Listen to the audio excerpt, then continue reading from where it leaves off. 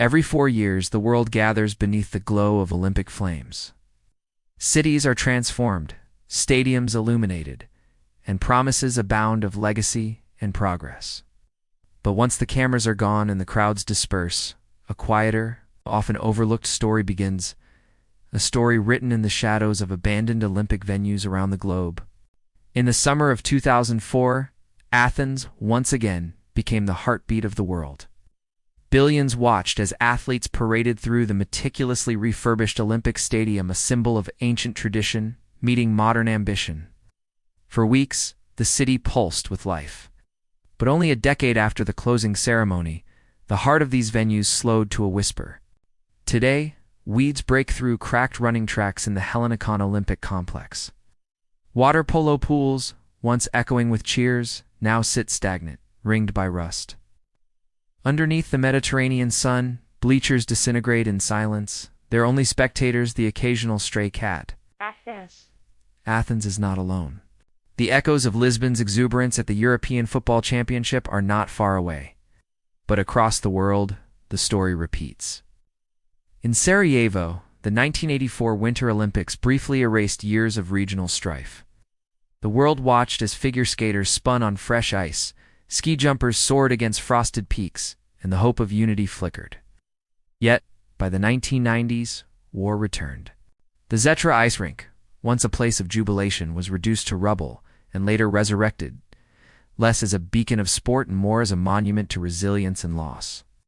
The bobsleigh run, its concrete bones snaking through the hills, became a canvas for graffiti and a station for soldiers in the siege that followed. In Beijing, the bird's nest and water cube remain iconic, enormous, unusual structures that radiated. Possibility in 2008?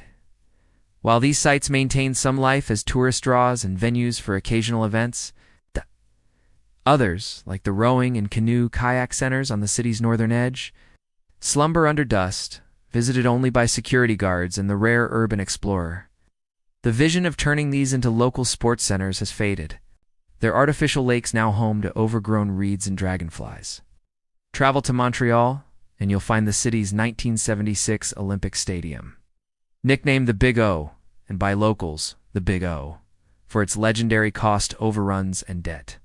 The retractable roof never reliably retracted, plagued by years of repairs and reconstruction.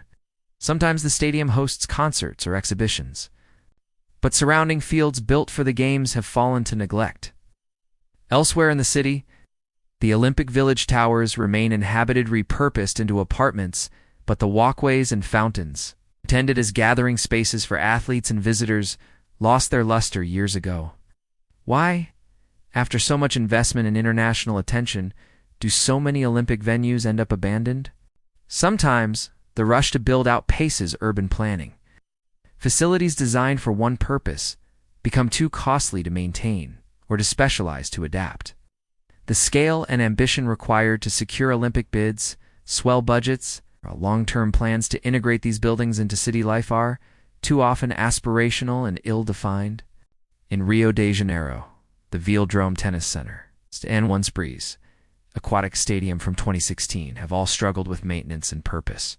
Only a fraction of the promised transformations, like repurposed arenas for public use, materialized. And yet, among these relics, some cities have found creative afterlives.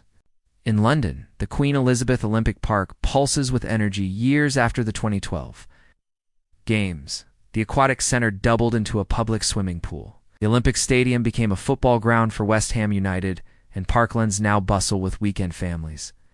These examples show potential. With careful planning, venues can escape the fate of decay. But the hidden history of abandoned Olympic sites is not just about faded grandeur. It's a mirror reflecting the hopes and realities of the cities that built them. These structures are more than concrete and steel their monuments to moments of ambition, faith in the future, and sometimes lessons not learned. In some, nature reclaims the stands. Others, graffiti artists, local kids, and the occasional filmmaker become caretakers of stories otherwise forgotten. Every broken bench and overgrown track whispers of both glory and neglect. The echoes of the past, entwined with the silence of the present, invite us to ask what we value in legacies, and whether the fleeting magic of the Olympic Games can truly outlast the final race.